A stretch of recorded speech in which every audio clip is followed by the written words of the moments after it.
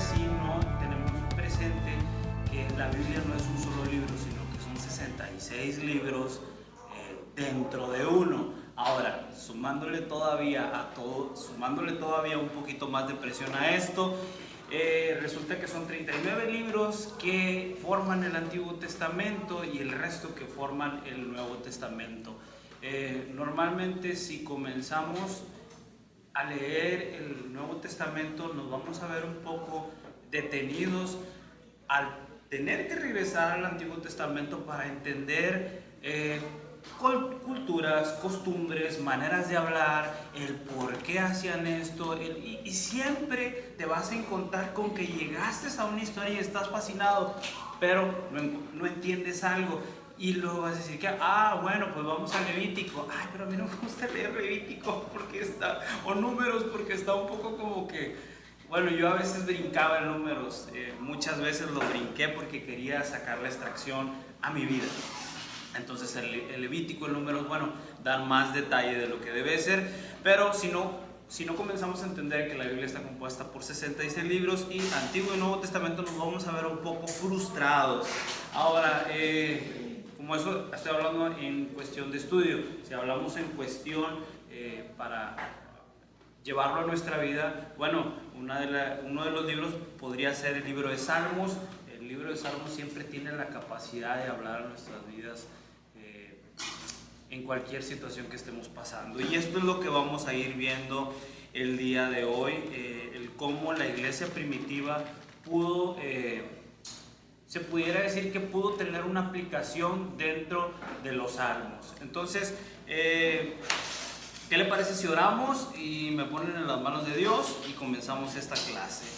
Padre amado, te damos gracias por tu misericordia, Señor, que tú nos permitiste, Señor, esta mañana estar aquí, Señor, no por nada, Padre, sino estamos buscando tu revelación, Padre, estamos buscando que tú hables a nuestras vidas a través de tu palabra, y déjanos el día de hoy una enseñanza, Señor, de la que podamos acordarnos, de la que podamos volver, Señor, en nuestro diario vivir. Padre, usa mi boca, usa a cada uno de los que estén aquí también, Señor, para poder entender y ser receptores de tu palabra. Gracias, Señor, te damos gracias. Amén.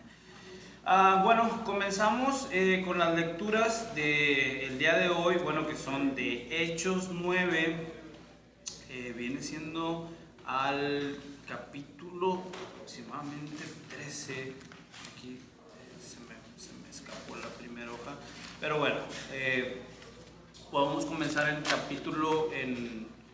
Hechos capítulo 9, donde estamos hablando de el llamamiento de Pablo o de Saulo. Bueno, en la escritura todavía se le llama, qué raro, ¿cómo se ve? En la escritura todavía se le llama, espero que sea el único que se mira así.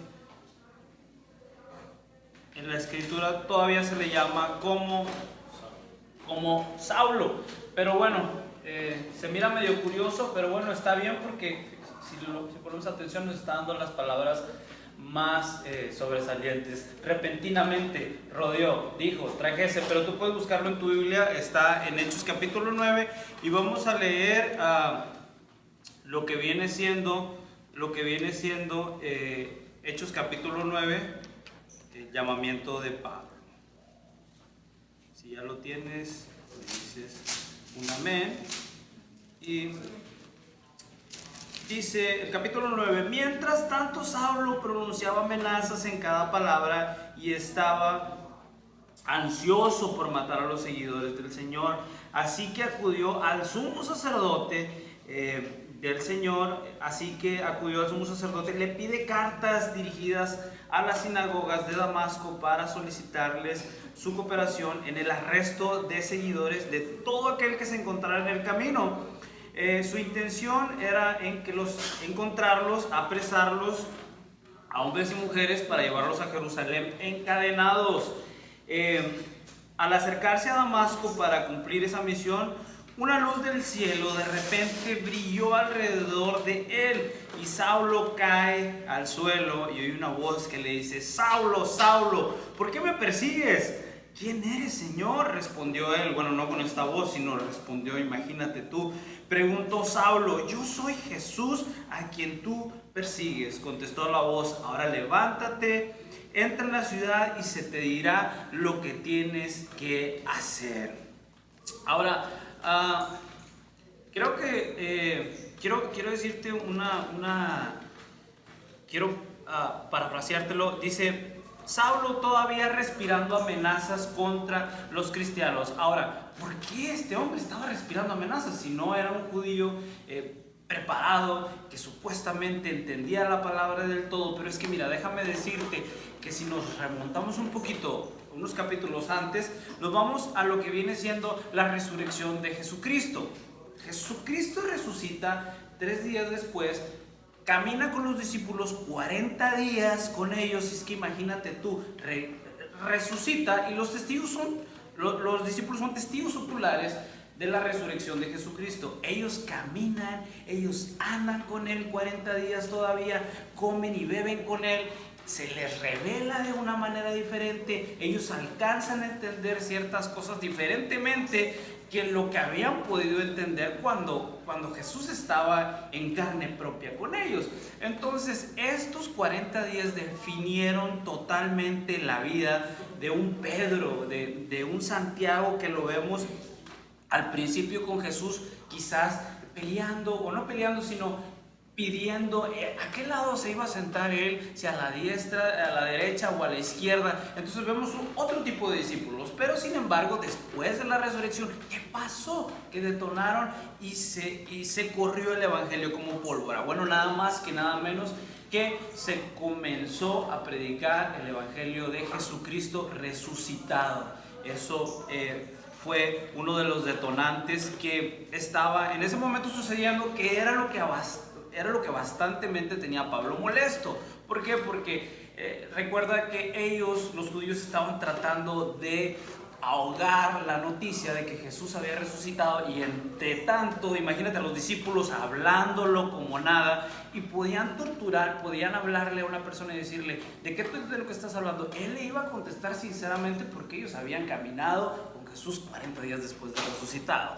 Entonces, esto llega a oídos de Pablo, y Pablo dice, no, yo tengo que parar esto. Y es ahí donde él va y pide cartas al sumo sacerdote. Ahora, yo estaba leyendo un artículo que decía, ¿cómo es posible que Saulo pudiera perseguir a cristianos aún en otros países, aún en otros estados?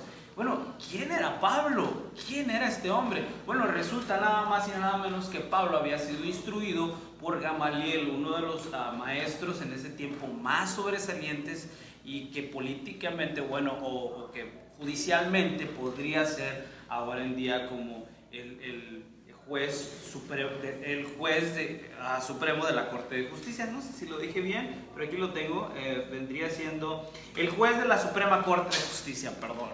Entonces, una persona bastante influyente. Ahora, Pablo vendría siendo en este caso, que era, por así decirlo, una mano derecha de él, podría haber sido un fiscal de la corte. Entonces, esto le permitía aconsejar al sumo sacerdote y decirle, dame cartas para poder hacer esto. Ellos tenían la palabra de Pablo como bastante creíble. Entonces, si Pablo estaba pidiendo cartas para ir detrás de los cristianos, créanme lo que eso iba a ser aprobado. Ahora, ¿quién era Pablo? Después de esto, respirando amenazas, se encuentra con una palabra que ahí Jesús le dice, Pablo o Saulo, Saulo, ¿por qué me persigues? ¿Por qué me persigues? Y le dice una frase que, bueno, desde que era niño siempre me la pregunté y decía, ¿pero qué significa eso? Y bueno, más tarde lo vine a entender, y he oído que mucha gente lo habla, y que mucha gente habla sobre el aguijón. Entonces, este es el aguijón de Pablo. Pero en este caso, Jesús se dirige a él de una manera alegórica, muy alegórica, y le dice, Saulo, Saulo, dura cosa te es dar coces contra el aguijón. Bueno, ¿y qué es coces sino patadas? Entonces, la única razón que él estaba haciendo era dando coces contra el aguijón. Aquí tenemos un arador romano, por lo que viene siendo, este es el aguijón. Estas son a las manceras, y esto viene siendo donde se pone el yugo para el animal. Entonces el animal, más o menos los pies del animal vienen quedando por aquí. Cuando el animal se resiste a trabajar la tierra o no está de acuerdo en hacerlo, o simplemente, bueno, son animales, reaccionan,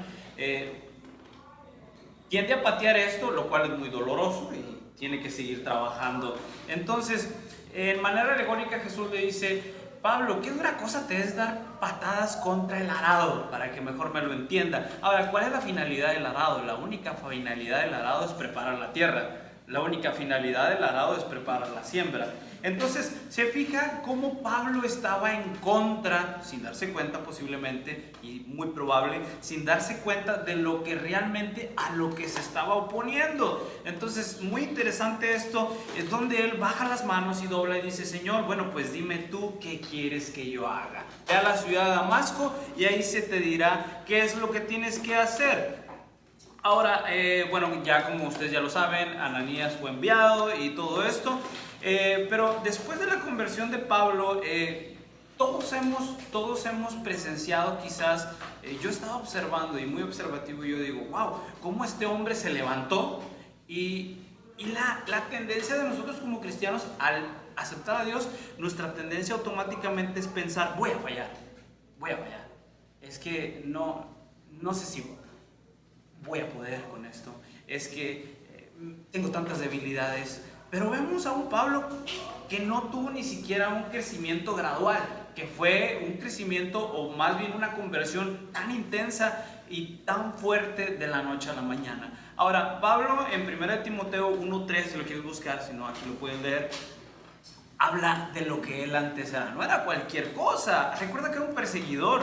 Dice: a pesar de que yo antes blasfemaba en el nombre de Cristo, en mi insolencia, yo perseguía a su pueblo, pero Dios tuvo misericordia de mí por lo que hacía por ignorancia y porque era un incrédulo realmente. Ahora, cuando pensamos en esto, como te repito, vemos gente que abraza el Evangelio, pero el primer paso de nosotros es reconocer de dónde Dios nos ha sacado.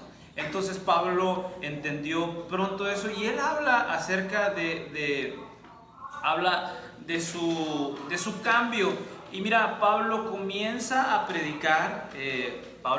La predicación de Pablo se hacía más intensa, cada vez más intensa.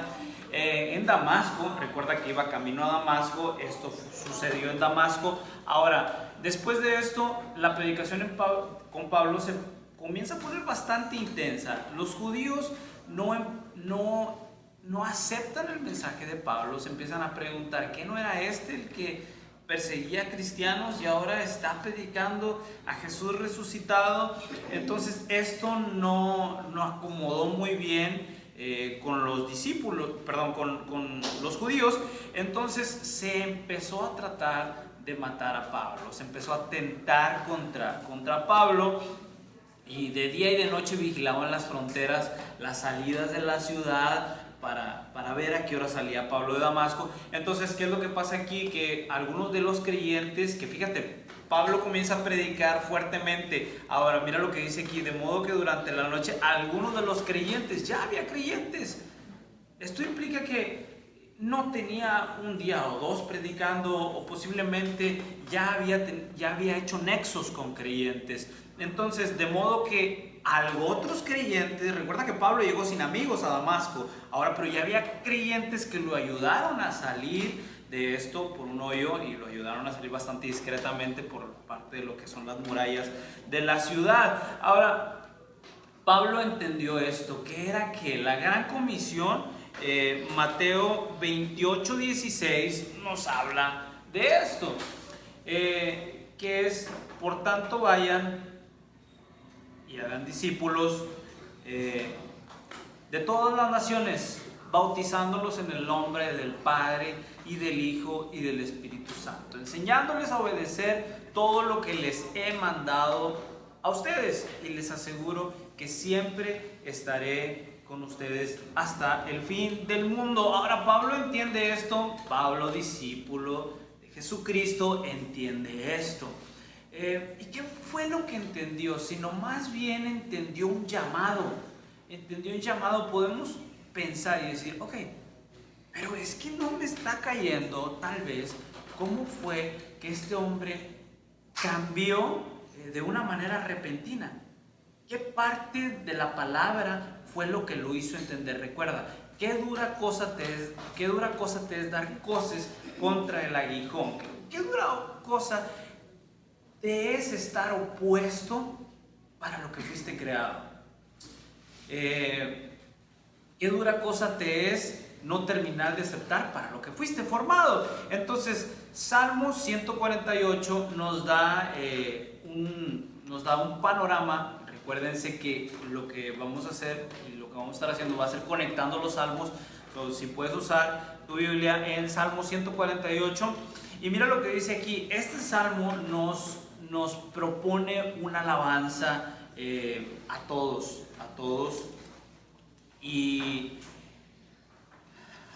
nos propone una alabanza por niveles, que primero comienza en el versículo 2, dice, alábenle sus ángeles, alábenle todos sus ejércitos, alábenle sol y luna, alábenle todas sus estrellas lucientes, alábenle los cielos de los cielos, alábenle las aguas que están sobre los cielos, o sea, la lluvia. Alaben el nombre de Jehová porque Él mandó y fueron creados. Ahora mi pregunta, yo sé que tal vez te lo estás haciendo, ponemos un poquito a Pablo, las reacciones de Pablo, pero yo quiero esto, que te preguntes esto, ¿cómo puede ser, y tal vez te lo estás haciendo como yo, cómo puede ser que la lluvia alaba al Señor?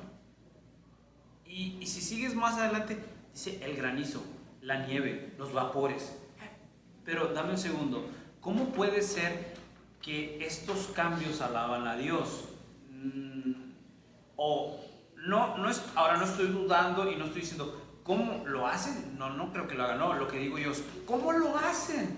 Que quizás humanamente no lo notamos o no lo contemplamos. ¿Cómo lo hacen? Y la razón es esta,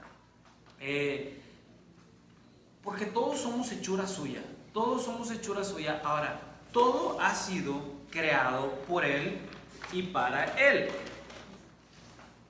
Todo ha sido creado por Él y para Él. Ahora, si tú te pones a pensar, Pablo no nació solamente por Él, no fue hechura por Él, sino que Pablo reconocía que Él era la hechura de Dios. Ahora, Pablo, lo que estás haciendo, no lo estás haciendo bien, para evitar tantas palabras. Pablo, lo que tú estás creyendo que estás haciendo, no lo estás haciendo bien.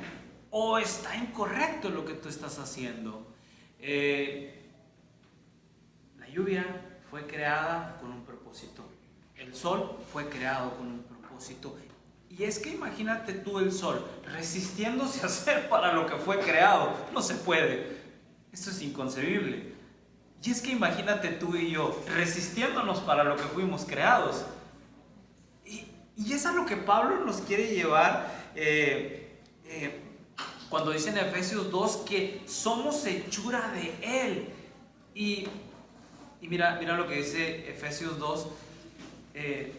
Somos hechura de Él, creados en Cristo Jesús para buenas obras, las cuales Él ya preparó de antemano para que anduviésemos en ellas. A ver, Pablo primeramente, déjame te lo digo porque quizás voy muy rápido, Pablo primeramente entiende la gran comisión en Mateo 28. Pero si nos vamos más para atrás, ¿qué pasa? Pablo, ¿qué dura cosa te es dar coces contra el aguijón? Bueno, ¿qué dura cosa te es patear el arado? ¿Para qué sirve el arado? Entonces, definitivamente Pablo estaba haciendo las cosas equivocadamente. Reconoce y dice, ¡qué barbaridad! ¿Qué cosa es hacer para lo que estás llamado a hacer y no hacerlo? Entonces nosotros traemos honra a Dios cuando comenzamos a hacer lo que realmente fuimos creados para hacer. Cuando tú comprendes el diseño de Dios para tu vida, cuando tú comprendes que para lo que fuiste creado, es entonces que tu vida no va a volver a ser igual. Ahora, si empezamos a vivir una vida sin propósito, si estamos viviendo una vida sin llamado, obviamente se nos va a hacer tan difícil ser creyentes. Pero cuando la iglesia se levanta, cuando tú y yo comenzamos a entender que el sol fue creado por una razón, que las estrellas fueron creadas por una razón, que el ser humano, nosotros fuimos creados por una razón, para alabar a Dios. Ahora, alejados de esa función, ¿qué estamos haciendo? El más claro, el ejemplo que daba es como si el sol dijera: no voy a hacer mis funciones, porque mediante la función del sol es que el sol trae alabanza a Dios. Ahora, nosotros como seres humanos estamos trayendo nuestra alabanza a Dios. Pablo entiende esto y reconoce que su vida entera era una ofrenda de alabanza. Ahora, mira lo que pasa con Pablo. Resulta que Pablo llega a Jerusalén y bueno, nos quedamos en que Pablo sale por una de las paredes de las murallas de Damasco, algunos creyentes lo ayudan a salir, sale bastante discretamente y llega a Jerusalén. Cuando llega a Jerusalén, bueno, se encuentra con que los discípulos no creían totalmente la conversión de Pablo. ¿Y por qué? Bueno, porque estamos hablando que Pablo era un perseguidor, era una persona, bueno, se pudiera decir, trabajando en puestos políticos. Entonces llega Pablo y los discípulos difícilmente creían lo que había pasado con Pablo, y era bastante difícil porque ellos creían que Pablo estaba posiblemente preparando otro ataque o otra persecución, infiltrándose en medio de ellos. Pero me encantan ese tipo de personas que siempre dicen: no, yo no creo, yo creo que hay algo dentro de él. ¿Nunca te ha pasado que hay 5 amigos que desertan completamente una cosa, pero hay uno que dice: no, y aboga un poco por esta persona? Bueno, ese fue Bernabé. Bernabé resulta que llega con los discípulos y trae a Pablo, y más bien Bernabé le da una audiencia justa a Pablo ante los discípulos, y es ahí que a través de la palabra, o a través de, se pudiera decir, de la palabra que pone Bernabé a Pablo, es que ellos creen, como Bernabé mediando entre ellos, es que ellos creen verdaderamente el cambio de Pablo. Entonces Pablo comienza a predicar con Cristo con libertad, pero recordando que estamos entrelazando los salmos. Ahora, Salmo 70. Recuerda que Pablo sale huyendo, no huyendo, pero sí sale bastante discretamente de lo que es Damasco, para llegar a Jerusalén. Ahora, mira este cambio. Vemos a un Pablo ya convertido, vemos a un Pablo que, como tú y como yo, aceptando a Jesucristo con toda pasión, como tú y como yo, se acaba de levantar predicando el evangelio de Cristo resucitado, como tú y como yo, está prendido en un primer amor, como tú y como yo, está deseoso de que toda la gente conozca. Entonces, mira con lo que se encuentra, con una persecución, con que ahora ya lo quieren matar. Bueno, si yo de pronto nunca había tenido enemigos, no, más bien yo era un querido, más bien yo era un respetado, más bien a donde yo iba se me recibía, y yo era don Saulo. ¿Y qué es lo que pasa? Que ahora, cuando él decide verdaderamente hacer para lo que fue creado, es que vienen las cosas malas. Es que ¿qué pasa aquí? Es ahí donde yo digo: bienvenido al cuerpo de Cristo. Nadie esperaba una bienvenida como esta, pero no sé si lo has notado. De pronto, en tu vida, quizás no practicabas la honestidad. De pronto, quizás en tu vida tomabas decisiones a la ligera. De pronto, quizás en tu vida no eras el mejor en el trabajo, pero ahora que eres creyente, resulta que no sé, que te levantan chismes. Resulta que ahora que eres creyente, todo comienza a ser diferente, cuando debería de ser totalmente diferente. Porque dice Efesios 2, fuimos creados para andar en toda buena obra, que al fin de que todo esto Cristo ya preparó para que anduviéramos en ella. Se supone que andando en las buenas obras de Jesucristo, la vida sería mejor, ¿no? La vida sería color de rosa. Pero ¿qué pasa? Nos corren del trabajo, porque comenzamos a involucrarnos más en la iglesia. ¿Qué pasa? Que nos dicen, ¿sabes qué? ¿Puedes venir el sábado? No, no puedo. ¿Puedes venir el domingo? No, no puedo. ¿Cómo? Y empieza a haber un poco de fricción. Y empezamos a decir, bueno, es que yo pensé que tal vez servir a Dios iba a ser diferente. Entonces, pero mira la postura de Pablo, y esto nos da una gran enseñanza. Salmo 70 dice, por favor, Dios mío, rescátame, ven pronto, Señor, y ayúdame. Que los que tratan de matarme sean humillados y pasen vergüenza. Que los que se deleitan en mis dificultades retrocedan con deshonra. Que su vergüenza los horrorice porque dijeron, ajá, ahora sí lo atrapamos. Pero mira esto, pero aquellos que te buscan estén llenos de alegría y de felicidad en ti. Que los que aman tu salvación griten una vez y otra vez, grande es Dios. En cuanto a mí, en mi necesidad, por favor, Dios, ven pronto. Socórreme, porque tú eres mi ayudador y mi salvador. Oh Señor, no tardes, no te demores. Quiero que mires el estilo de vida del salmista. No es Pablo, no es Saulo, es el salmista. En medio de una persecución, en medio de personas que lo están acechando, dice, líbrame. Pero mira lo que dice, pero aquellos que te buscan y estén llenos de alegría y de felicidad en ti, que los que aman tu salvación griten, o sea, que estén gozosos. Más bien, ¿cuál es la postura de nosotros cuando muchas de las veces, qué sale de nuestro corazón cuando posiblemente ya estamos dentro del camino y decimos, nos reflejamos en las vidas de otros y decimos, pero ¿cómo puede ser que aquel que no sirve le va mejor? ¿Cómo puede ser que, bueno, yo también estoy sirviendo y mi hermano sirve junto conmigo, pero a él no le pasa nada y a mí me pasan un montón de cosas? Pero él no se pregunta esto, más bien él dice, qué bueno que los que te buscan estén llenos de felicidad, qué bueno. En cuanto a mí, no tardes, no me olvides. Pero, ¿se fija usted que nunca hay un reproche? Qué bueno por el que está bien. Qué bueno por el que no está pasando dificultades y que grite, Dios es mi salvación. Que los que aman tu salvación griten, gloria es de Dios, la gloria sea de Dios.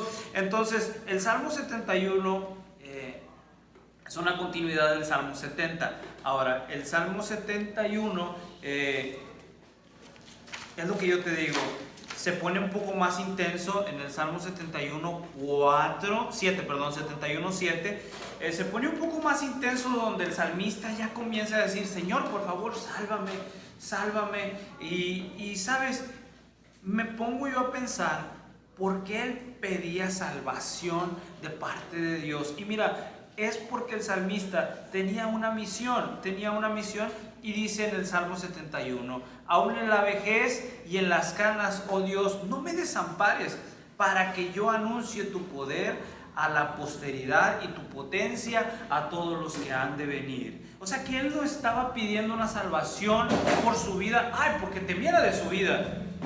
No, él estaba pidiendo una salvación porque tenía una misión que era seguir predicando el evangelio. Ahora, es precisamente lo que vemos en Pablo. Pablo está en amenazas, pero si Pablo está pidiendo por su vida, créeme lo que no está pidiendo por su vida, por rescatar su vida, por no sentir un azote. Tenemos en la escritura cuántas veces Pablo fue azotado. Ahí vemos que no estaba tanto por procurar su vida, sino por procurar que el evangelio siguiera caminando. Entonces todo esto tú dices, wow, Pablo, pero ¿cómo?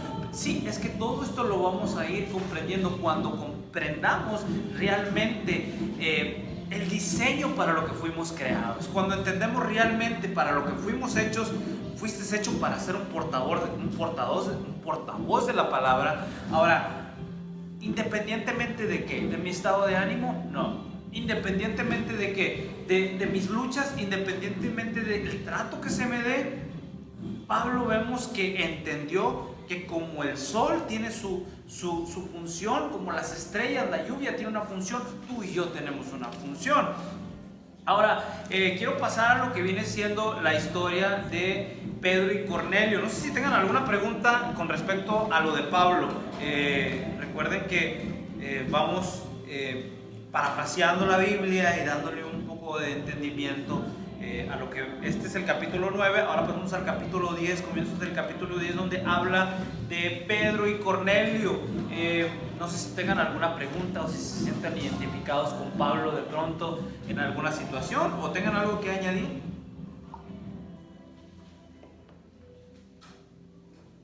¿No? ¿Están bien?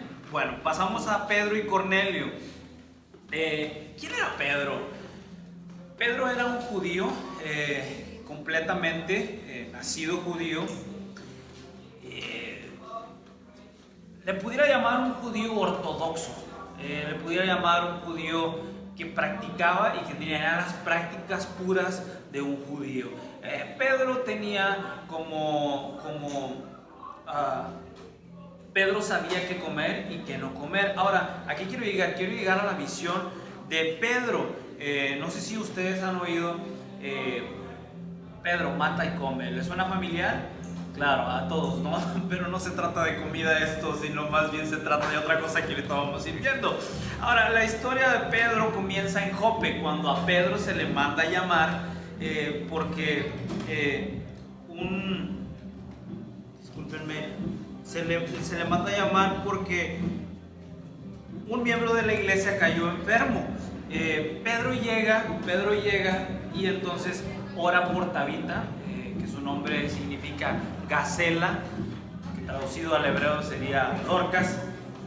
Entonces Pedro llega y comienza a orar por Dorcas. Cuando llega Pedro se encuentra con que las mujeres de la iglesia, en este caso, por así decirlo, el departamento de damas, tenía las ropas que construía Dorcas. Dorcas se le podría decir que podría ser una artesana, era una artesana. Entonces tenían las ropas que construía, que hacía Dorcas en la mano y estaban llorando y las abrazaban. Entonces Pedro entra, ¿qué pasa? Y ve todo esto y dice, déjenme, voy a orar por ella. Pedro entra, ora por ella. Cuando Pedro ora por ella le dice, levántate. Dorcas se reincorpora y vuelve en sí. Entonces imagínate tú todo esto, se supo como pólvora en el lado de Jope. Todo esto se regó y ¿qué fue lo que trajo? Trajo más personas añadiéndose a la iglesia. Entonces mira, más o menos a unas 30 millas, Pedro se hospedaba en la casa de Simón, un curtidor de pieles. No sé si has visto por aquí en el freeway esos lugares que dicen taxidermy, que son los que procesan los venados y todo eso. Bueno, resulta que Simón era un tipo así más o menos, pero acuérdate que en Levítico habla de la contaminación de que un judío no debía tener al tocar un animal muerto. Ahí en Levítico 11 vas a encontrar todo lo que un judío debía de abstenerse. Entonces, pero un dato curioso, que este hombre, Simón el curtidor judío, también era un procesador de pieles. Entonces este hombre vivía a la orilla de la playa y tenía hospedado a Simón Pedro, como a unas 30 millas más o menos de distancia de ahí, hacia el área de Lida, mientras Pedro se hospedaba, algo estaba ocurriendo a 30 millas del norte de la importante ciudad romana Cesarea, resulta que estaba una corte estacionada en ese lugar y estaba comandada por un centurión llamado Cornelio. Este hombre no era un hombre judío, era un hombre gentil. Este hombre, estoy en Hechos 10:2. Este hombre era un hombre temeroso de Dios, que practicaba todas las prácticas judías.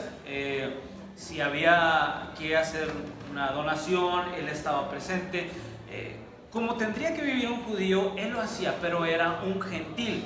Ahora, muchos pensadores lo determinan como un hombre temeroso de Dios. Muchos dicen que los temerosos de Dios era un hombre gentil que hacía todo lo que los judíos, tenía la fe de judío, tenía las mismas prácticas de judío, pero déjame decirte una cosa, no era un judío como tal completo. Ahora, ¿por qué razón? Muchos dicen, yo no sé, por lo valiente que somos los hombres, dicen que posiblemente los hombres evitaban la circuncisión ya de grandes. Entonces eso pudo haber sido una manera por la cual este hombre temeroso de Dios, bueno, pues no terminaba a ser del todo judío, o no completaba todas las prácticas judías. Entonces la visión de Cornelio empieza cuando él estaba orando y se le aparece un ángel y le dice: Cornelio, Cornelio, tus oraciones son importantes para Dios. Entonces él le da instrucciones y le dice: ve y busca a Pedro, que está hospedado con Simón el curtidor a la orilla de la playa en Jope. Aquí podemos ver Jope, está a orilla de la playa. Pedro ora, Tabita se levanta de la muerte.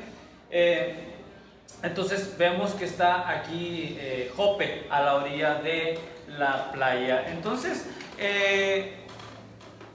Cornelio manda traer a Pedro por indicaciones del ángel y manda a 2 de sus soldados a buscar a Pedro a Jope. Entonces, más o menos como al día siguiente, como a la mediodía, no habían pasado ni siquiera las 24 horas, quizás, cuando... Recuerda, estos hombres ya iban en camino. Ahora, Pedro, no habían pasado 24 horas de la revelación de Cornelio, cuando a Pedro se le da una revelación que... esta era, mira, esta sí te la voy a leer. Dice: al mediodía del siguiente, Pedro estaba orando en la azotea de la casa de Simón. Pedro tenía hambre, 10:13, Hechos 10:13. Y mientras los asistentes de Simón preparaban el almuerzo, Pedro cayó en un trance y vio un paño como una hoja que descendía desde el cielo con todo tipo de animales, reptiles y pájaros sobre él. Y Pedro oyó una voz que le decía: levántate, Pedro, mata y come. Pedro retrocede y se niega diciendo: Señor, yo nunca he fallado a ninguna de las leyes judías. Entonces Pedro le dice, el Señor le dice: no llames inmundo a lo que yo ya he santificado. Ahora, Pedro tenía muy en claro lo que eran las leyes alimenticias. Él sabía que cordero sí, conejo no. Si tú vas a Levítico 11, en Levítico 11 vas a encontrar, y 17 deja en claro todo lo que ellos podían comer. Entonces dice: robalo mediterráneo sí, cangrejos no. Pedro conocía desde niño estas leyes. Él sabía bien lo que podía y lo que no podía comer, lo que podía y lo que no, hasta donde no podía llegar. Entonces, ¿por qué estaba prohibida la comida, por ejemplo, como el puerco? Hoy en día todos comemos puerco o cerdo, todos comemos, pero una de las cosas por las que estaba prohibido todo esto no es que digamos: ¿será que las leyes de Dios cambian y se van modificando y se van adaptando a la vida de nosotros? No precisamente. Recuerda que vamos en un contexto donde el evangelio iba a llegar a los gentiles. Pablo es llamado para llegar y traer evangelio a los gentiles. Ahora, lo que estaba haciendo aquí, lo que estaba acercándose era el misterio de Dios revelado. Entonces, ¿por qué estaba prohibido todo esto? Porque era una de las maneras de cómo distinguir al pueblo judío de otros pueblos. Ellos no podían comer ciertas cosas porque así se distinguían de otras personas, como lo que eran otros pueblos, como los filisteos. Eso está en Levítico antes. Levítico 11.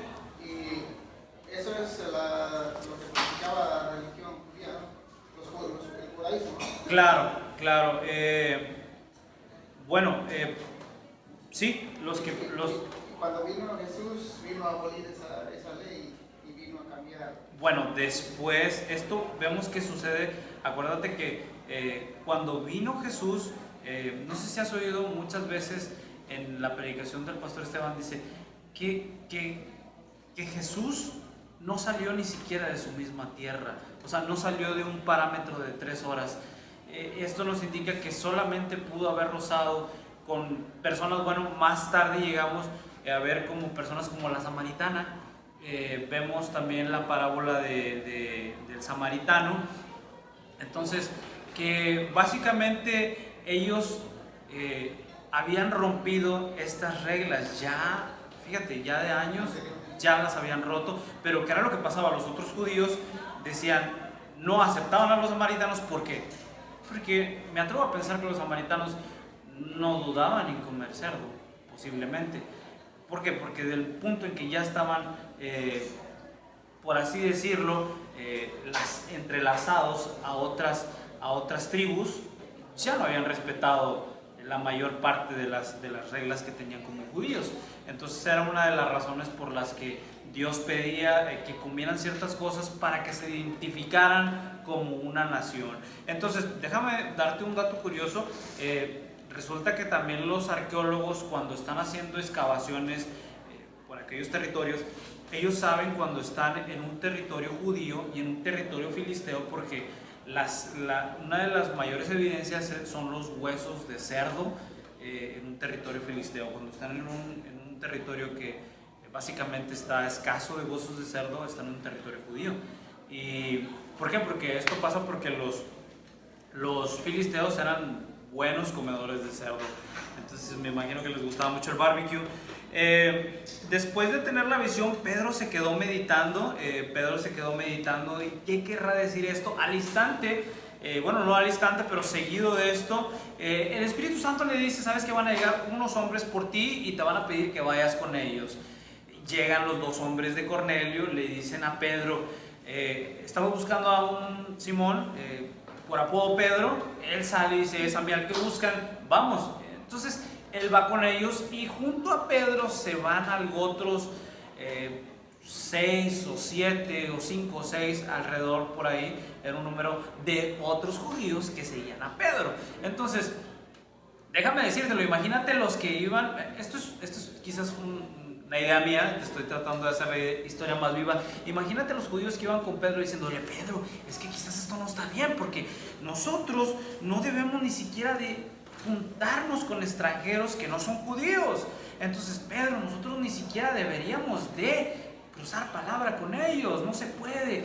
Entonces, imagínate, bueno, me atrevo a pensar que iban bastante nerviosos, Pedro bastante pensativo por esta revelación de que no se había visto anteriormente.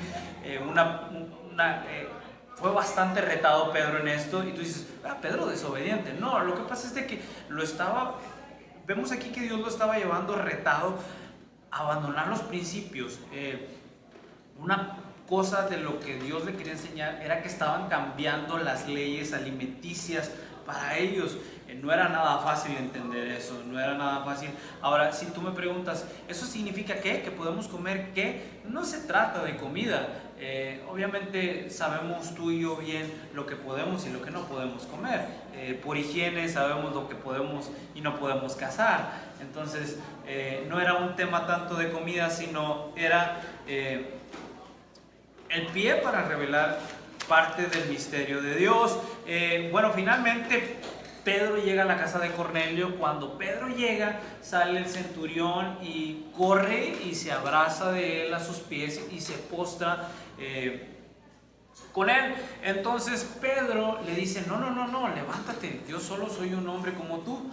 Y pasan, entran adentro, y cuando entran, Pedro empieza a ver que el centurión había reunido todos los altos funcionarios que estaban con él, sus familias, todos estaban ahí reunidos.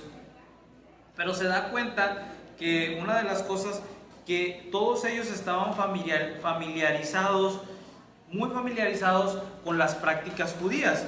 Entonces Pedro dice, ustedes saben muy bien que la ley nuestra prohíbe que un judío se junte con un extranjero o lo visite, pero Dios me ha hecho venir a ustedes Ahora, cuando me mandaron por mí, yo vine, dice, sin poner ninguna objeción. Ahora, permítanme preguntarles para qué me hicieron venir. Entonces Cornelio le relata otra vez toda la historia. Resulta que el ángel, y le vuelve a contar todo esto. Y Pedro le dice, ahora comprendo que no se trata de comida. Ahora comprendo que para Dios no hay favoritismos, sino que en toda nación Él ve con agrado a los que le temen. Entonces Pedro comienza a hablarles de Jesús, comienza a relatar en Hechos 10:39, dice, y comienza a hablarles del ministerio de Jesús. Y nosotros los apóstoles somos testigos de todo lo que Él hizo. Es que imagínate esa plática, ellos estaban deseosos de saber de Jesús y tenían nada más y nada menos que a quien había caminado con Jesús. Y entonces comienza Pedro a hablar de todo lo que habían sido testigos. Comienza en el Hechos 10:39, habla de esto. Y comienza Pedro a contarles los milagros. Comienza Pedro a contarles todo lo que habían vivido. Cristo que murió crucificado por nuestros pecados, resucitó al tercer día. Después de que resucitó al tercer día, viene y está 40 días con nosotros. Dice, Él decidió, resucitó al tercer día después de que permitió que se apareciera, no al público en general, sino que a nosotros, a quienes Dios había elegido de antemano para que fuéramos sus testigos. Nosotros fuimos los que comimos con Él, nosotros vivimos con Él. Después de esto, Él mismo nos ordenó que predicáramos en todas partes y diéramos testimonio de que Jesús era quien Dios designó para ser el juez de todos, de los que están vivos y muertos. De Él dan testimonio todos los profetas cuando dicen que a todo el que en Él cree se le perdonarán pecados por su nombre. Pedro todavía no terminaba de decir esto. Imagínate lo fuerte que era esto. Todo aquel que en Él cree tiene perdón de pecados. Todavía no terminaba de decir esto cuando en este grupo cayó el Espíritu Santo. Entonces, lo cual no fue un impedimento para que todos bajaran a las aguas y fueran bautizados. Los judíos, agárrate, los judíos que estaban con Pedro, imagínatelos, estaban sorprendidos completamente. No solamente cayó el Espíritu Santo sobre gentiles, barbaridad, sino que se estaban bautizando. Agárrate. Entonces, mira, cuando llega Pedro, dice, ha sido nombrado por Dios como juez de vivos y muertos, del que dan testimonio todos los profetas. Todavía ni terminando de hablar esto, las personas, el Espíritu Santo cae sobre estas personas y son bautizados. Ahora, pero el apóstol Pablo habla en lo que viene siendo Romanos 16:25, habla del misterio revelado y que viene siendo esto, no solo a judíos, dice que toda la gloria sea para Dios, quien puede fortalecerlos, tal como expresa la buena noticia. En ese mensaje acerca de Jesucristo se ha revelado su plan para ustedes, para nosotros los gentiles, un plan que estuvo guardado en secreto desde el principio del tiempo, pero ahora, tal como lo predijeron los profetas y el Dios eterno, lo ha ordenado ese mensaje que se dé a conocer a todos los gentiles en todas partes. ¿Para qué? Para que ellos también puedan crecer y obedecerlo a Él. Toda la gloria sea para el único sabio eternamente por medio de Jesucristo. Amén. Entonces, aquí nos quedaba claro que la revelación del Evangelio no solamente era para judíos, aunque Pedro le costó entender que podía relacionarse con gentiles. Pablo explica que el ministerio de Dios era porque Cristo se estaba moviendo al mundo entero, no solamente a judíos, no solamente a este pueblo, sino a todos los pueblos. Cuando pasó esto, no que ya no hubiera un pueblo escogido, sino que ahora el Evangelio de Cristo era para todos, porque Cristo había muerto no solamente por un grupo, no solamente por un pueblo, sino que Cristo vino a morir por todo aquel que en Él crea, no se pierda, mas tenga la vida eterna, todo aquel que en Él crea.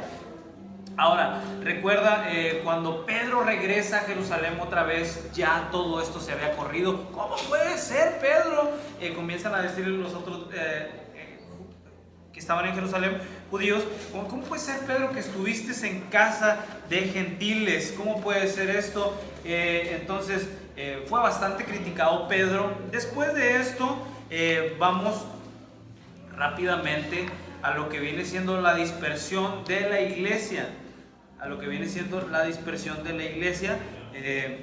Resulta que, bueno, recuerda que para todo este tiempo ya había, dígame. Sí, claro. Ahorita que estabas diciendo de que no se llevaban los samaritanos con los judíos, y me pongo a pensar, en realidad era el mismo país, eran del mismo país de Israel, como por ejemplo en México hay muchos dialectos, y Claro. son de la misma región, del mismo estado, aún del mismo país, pero aún así hay siempre cosas las regiones, estados, pero o sea, como Jesús, Él vino para, pues sí, ¿verdad? Para unirnos, para enseñarnos, para todo. Y Jesús vivió las cosas, y aún los discípulos cuando vivieron con Él, todavía aún así no lo podían entender bien, como por ejemplo, yo toda mi vida crecí en una iglesia cristiana bautista en México, y siempre eran muy dogmáticos, siempre teníamos que traer vestidos, Exacto. siempre, o sea, si no nos podemos ni hablar con, por ejemplo, una amiga, no es que esa amiga va a los bailes, eso, Claro.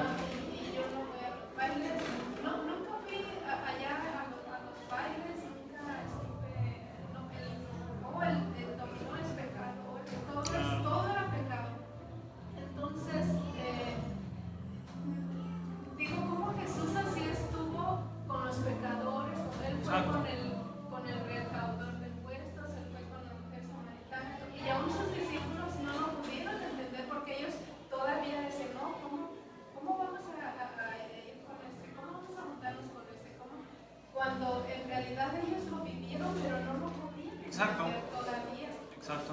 Entonces, así pasa a veces con nosotros, que hay muchas cosas que no podemos a veces entender, pero cuando pedimos a Dios sabiduría, cuando pedimos que nos abra los ojos espirituales, que nos dé entendimiento, Dios lo hace.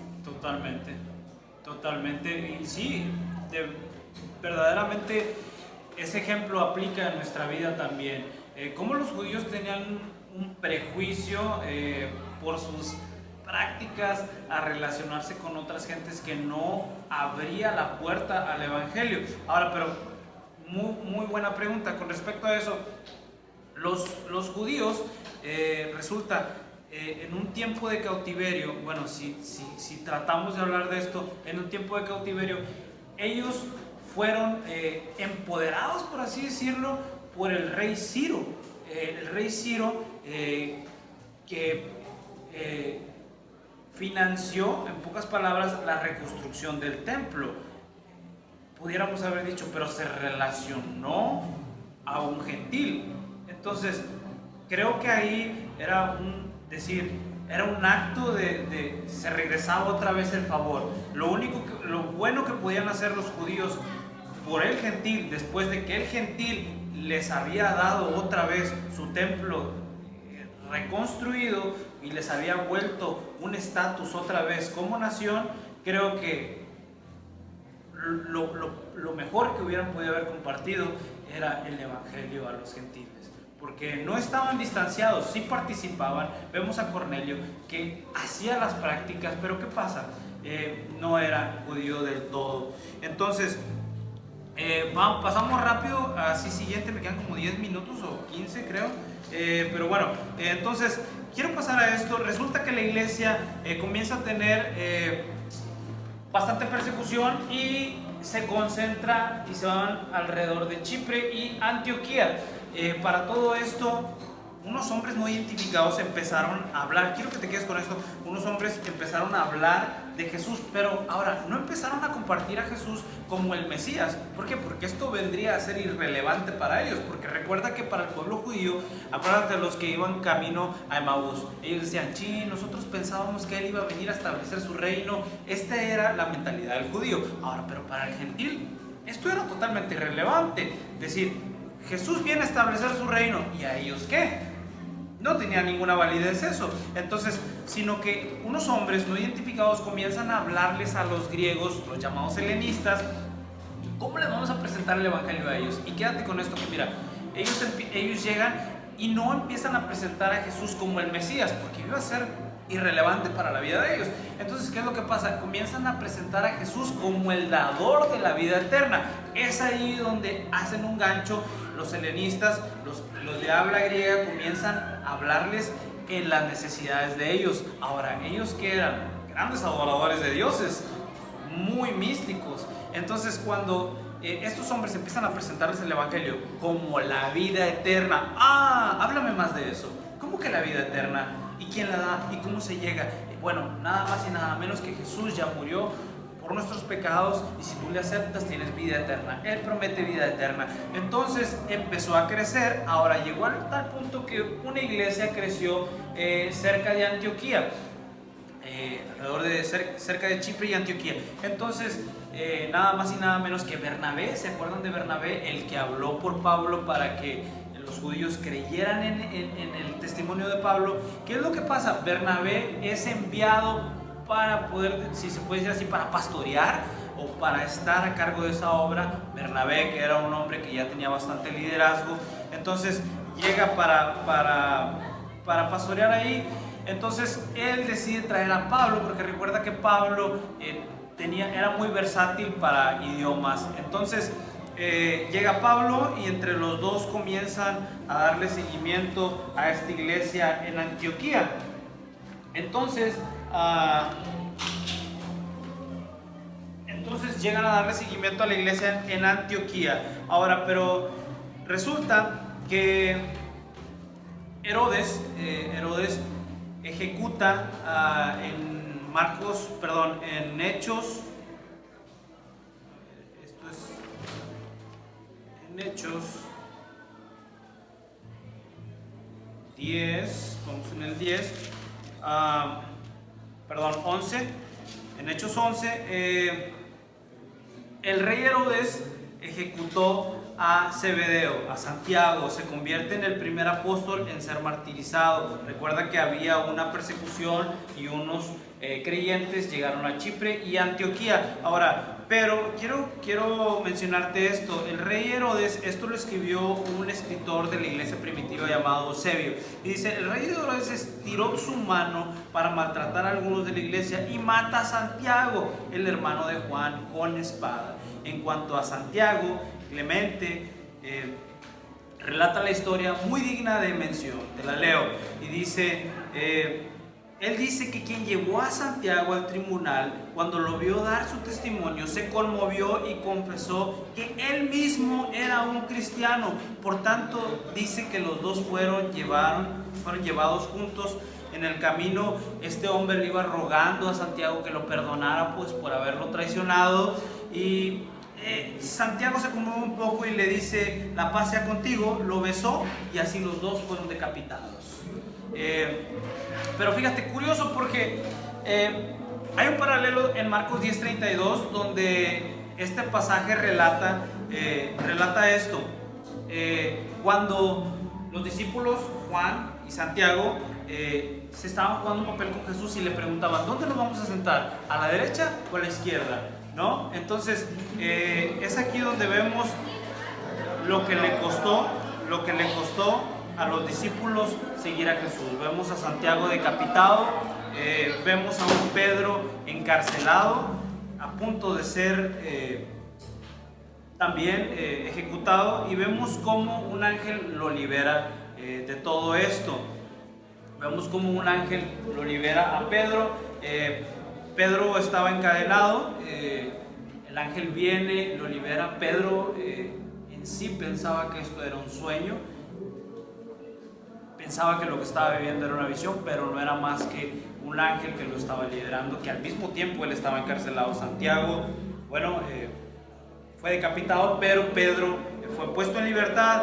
Pedro llega a la casa de donde estaban los discípulos. Si lo has escuchado, estaban todos orando. Llega Pedro, toca la puerta, sale Rode y Rode va y les dice a todos que estaba Pedro afuera. Pedro, salen todos y Pedro, y él les hace no, tranquilos.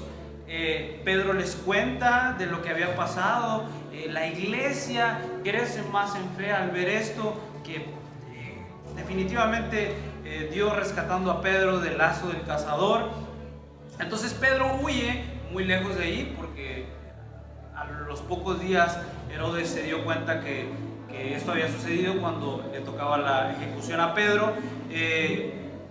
Herodes manda a buscar a Pedro por todo el pueblo, pero Pedro huye a lugares aparentemente desconocidos donde no está a nuestro alcance, y tampoco Lucas aparentemente parece tener información a dónde llegó Pedro. Ahora, pero quiero hablarte un poco de este Herodes. Herodes, cuando empezó a ver que esto era como comida para el pueblo, cuando al pueblo le empezó a gustar que decapitaron a Santiago, cuando el pueblo empezó a pedir más, imagínate ese ambiente de ver que todos los discípulos tenían recompensa. Ahora Pedro ya estaba encarcelado, pero liberado. Y mira esto, donde Herodes ya estaba bastante satisfecho de que al pueblo le estaba gustando esta masacre. Ahora, mira lo que pasa con Herodes después de tanta maldad. Dice, resulta que habían unas personas que fueron a buscar a Herodes para buscar el favor de ellos, porque la provincia donde ellos eran dependía mucho del gobierno de Herodes. Entonces mira lo que pasa, ellos llegan y buscan a Herodes. Herodes dice, sí, claro, voy a salir a dar un discurso para darles mi favor a estas personas. Estas personas, antes de que saliera Herodes, resulta que llegan de una manera y le dicen, sale Herodes, y ellos dicen, voz de un Dios y no de hombre. Y Herodes, en vez de frenar las alabanzas, bueno, hipócritas o falsas que le estaban dando, sino que él tomó esa adoración. Ahora, al momento es herido de una enfermedad de muerte, de gusanos en el intestino, y finalmente muere.